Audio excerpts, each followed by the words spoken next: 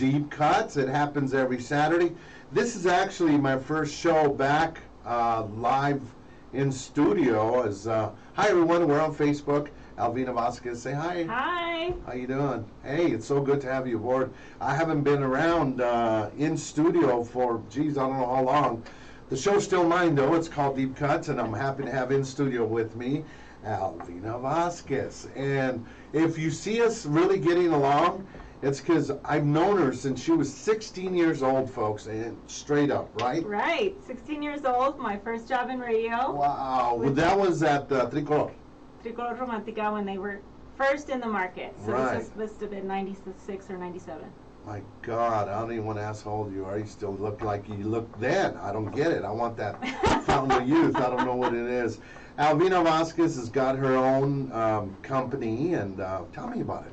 Yeah, so it's a public relations firm, and what I do is I help find advocacy groups that need to build a communications message to really tell a story about what's happening at the community level, so that when laws are passed, they're passed with a voice representative of what's actually happening. I used to see you. I had a friend that used to have, and I'd say used to because he passed on me, and talking about Hugo. Back in the day, about 7 years ago, I saw you at the Capitol. Oh yeah. Remember that? I saw you at the Capitol that day. And I was visiting my buddy Hugo, and so you've been involved in the political realm for a while. Yeah, since 2012. Oh yeah. my God. So Obama's second run was when I started Right. in the political world. Yeah. Wow. So not only that, but we have some in common besides going way back. Is I worked for Jared Polis too. I did not know that. I did. When he was running for, what was it, district or? State Board of Ed? No, that particular county. Oh, when he was running for Congress. Congress, I guess, yeah. When he was running for Congress, I was one of his leaders out there, and I was taken back by the fact that Jared Polis knew Spanish. Oh my God. Very good. Loves the Latino community. He does. He just lights up. Yeah, he really does. And so you've done a little something with him. Right. So before I started my consulting firm, I was the political director for his campaign for governor. Right. And in that role, what I did, it's kind of the same. I made sure that grassroots voices were represented, and we came up with ideas for new policies, making sure that he was connected to people in communities and meeting with people. I think we had over 250 house parties where we would go to people's houses. Yeah, I remember that, yeah. I mean, that's one of his favorite things, is just go to your house and have cafecito with you. So that is so cool. yeah, he's a great person. He has a big heart. I really loved working with him, and we had a great team. So, the ads are going crazy right now, and I just don't remember those in the past, how so much mud is being thrown at each other, and what's real, what's not. Yeah. With him, it's hard to believe some of the things, that they've talked, well, not him, I'm talking about the guy that used to be our governor, talking about, what's his name? El otro. Romanoff and Hickenlooper. Hickenlooper, man, are they throwing some mud at him, Yeah. man? How and why? I mean, you don't create ads like that, do you? I don't. No. That has a lot to do with, money in politics and dark money groups influencing elections. And so when we talk like bigger ways that we can make an impact, it's making sure that we're voting down the ballot, because a lot of these ballot issues are connected to dark money and narrative building on the opposite side of things that are good for our community. So there is such thing as dark money, hush money, Yeah. in the world of politics, I Yeah. guess? Okay, all right. So now tell me, you're really getting these people out to Latinos to vote. We kind of talked about, that was kind of our underlying reason for you being here. Tell me what you're doing there. So, when Jared won when he became governor, I think we had like the third highest voting in the country. Wow. And every year we see, or every cycle we see news articles that say, Latinos, are they going to vote? The sleeping giant, are they going to vote? And what research is showing us is that Latinas are very politically active. Yes. And they are voting. So when Yes. we see that we're getting 70% people voting in the state, and that Latinos are such a huge population here, of course Latinos are voting. I don't think that we're getting the credit that we deserve. And there's a lot of Latinos that are not voting. There's a lot of Latinas that are not voting. So we have to make sure that the ones that are voting talk to their friends and family, make sure that they're engaged as well, so that we can move our country back into a positive direction. You know, and this is so sad, but I'm hearing this amongst my Latino constituents, people that, you know, out in the community, not that we're out there as much, and that's another tough deal, but they talk about, well, the president's going to win it again because of what he's done in the past, and we're just got to deal with it another 4 years. I'm not going to vote. Is that a way to take an approach? I mean, is that an approach to take? Can we take another 4 years? I mean, Can it's we? bad. It's really bad, and it's only going to get worse. And I'm afraid another 4 years would embolden him to be even more aggressive and skirt the line of the law even further. So I think, you know, in Colorado, it's the easiest place to vote. It is. It's the easiest place to vote. You get you can register the day that you want to vote. If Right. you move, you can register the same day. And if you've served your time, you can still vote. You don't Right. lose the right to vote if you've committed a crime or if you're a felon. You can still register to vote once you've served your time. So there's so much opportunity and so much freedom to vote. And I believe that's why our state is in a somewhat good place. I know there's a lot of people in pain still, and there's a lot of work to do, but we're a lot better off than some places. Absolutely, absolutely. And so we feel, you know, and like I said, it's talking to my people that I know, they just say, well, let's let it go another, 4 years, and I'm not going to vote. I sometimes I've kind of felt like that. I've made sure I voted since I can remember, but it's just become, I mean, how much of an influence are other countries going to have in the final turnout for a presidency in the United States? Is that really possible? I mean, it's kind of scary to think about the possibilities, right? We don't know. I know that if I email somebody, the whole world can probably find that email somewhere. So we're all Sure. very careful about how we use social media. So who knows what's possible out there? I think my brain is too small to even think of the Right. possibilities of people trying to hurt our country and our voting. It's just sad knowing, but I mean, obviously there's got to be change coming, and a lot of people won't say this, but I feel our country has become more divided, and racism and all this has just become more out there because of who we have in office right now. I agree. I think he forgives a lot of those sentiments and encourages them, and I think that's why we need to be extra strong and say that's not acceptable. That's not the type of place that we want to live in. And he continues to attack mail ballots, but our county clerks have mastered it. There is no need to worry about your ballot. Right. It is safe. If you can send your passport off and get it updated and sent back to you. Right. If you can send your taxes, all these things that we do in the mail, we should absolutely have 100% confidence in our county clerks and counting our ballots. So Absolutely. I encourage everybody to fill out your mail ballot. It's especially safer this cycle to do that instead of going to the voting booth for our senior citizens and our abuelitas and abuelitos, making sure they're voting also. Claro. So let's flip the page now and let's talk about the census.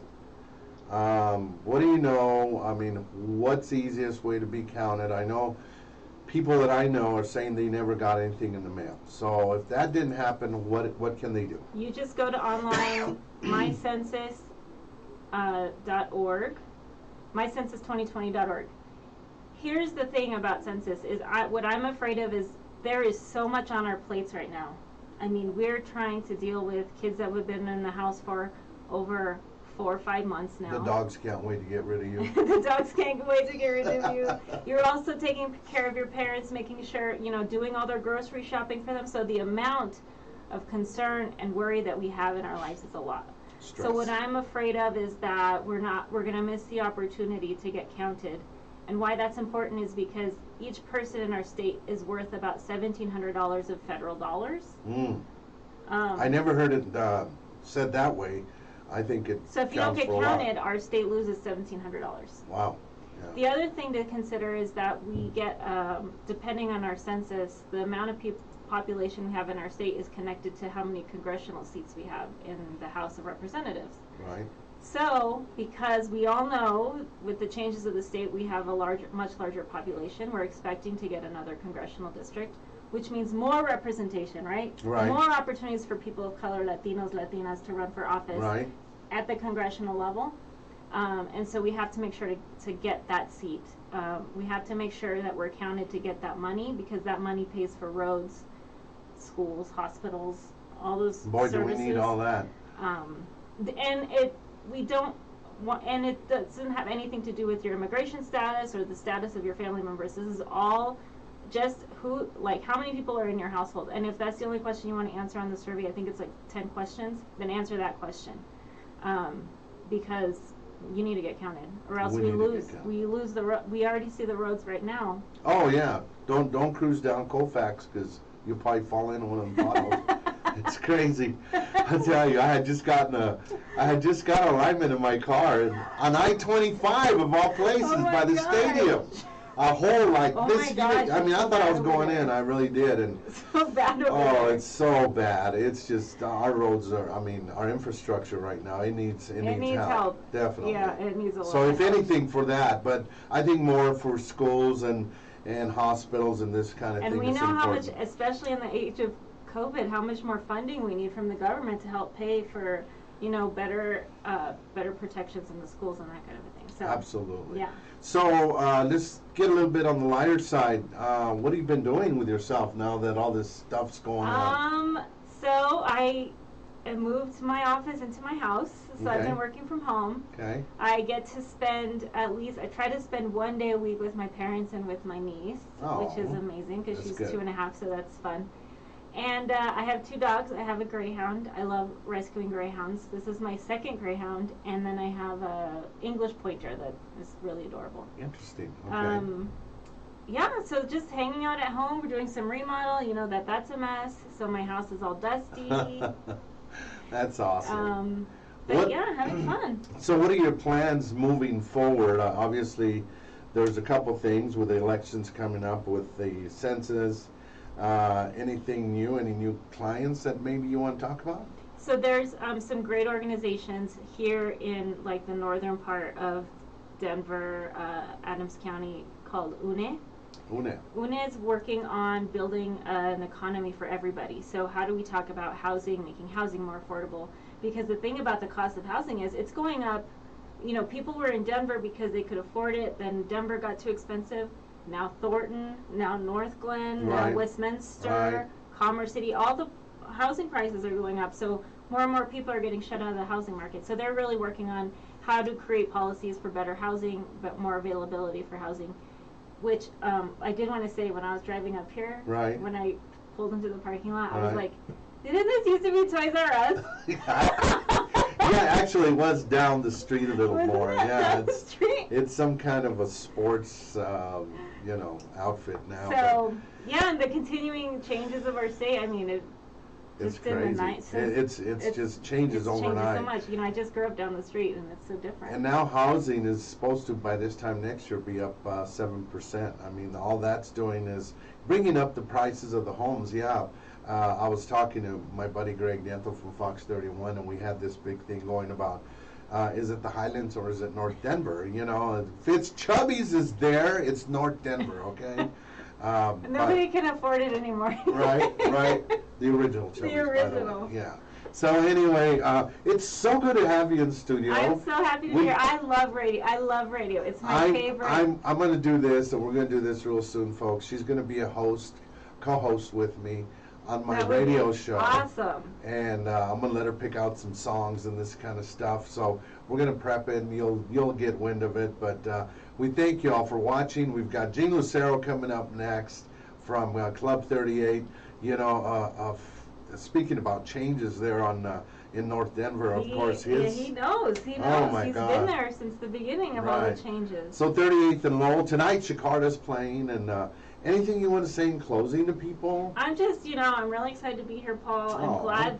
You know what I'm really excited about is, as media becomes more complicated to get involved with, I want to congratulate you guys on Oh, building this thank you. radio network that is like reachable and attainable and accessible, that you don't have to pay $300 a month for cable. You know what I mean? Like Right. you can just listen to old school jams, Yeah. just like the old days. All right, and it's funny, on Sundays we got the Nuevo Mexicano music, the Oh, that's Mexicano music. awesome. I mean, we touch, touching lives around the world, one heart at a time. But the biggest thing is we've got jazz, we've got, Oh, wow. I mean, you name it, every kind of genre that you want to talk about, we have it. Of course, I'm the old school guy. I mean, I've always been See, the old school guy. I want to do 90s Yeah, R&B. we'll do it. We'll do it. Anything else you'd like to say to your Thank peeps you. out there? Yeah, thank you guys. I look forward to seeing you guys. Make sure you vote, get all your information that you need. I'll make sure Paul has all the updated information so he can update you guys as things happen. But I'm excited for my next return. It's going to be fun, and we're going to make sure and plan it out. I want to make sure she picks a few jams. Once again, Elvina Vasquez helping us out in la comunidad de Denver, Colorado. Muchas gracias, Elvina. Gracias a todos. Esperamos que regreses con nosotros, and we'll be back. You can tune out, and we'll be back. You can listen to KUHS The Stream online, as we're playing some classic R&B stuff, so hope you can tune in. Thank you. We'll be back with Gene Lucero in just a few minutes on KUHS The Stream.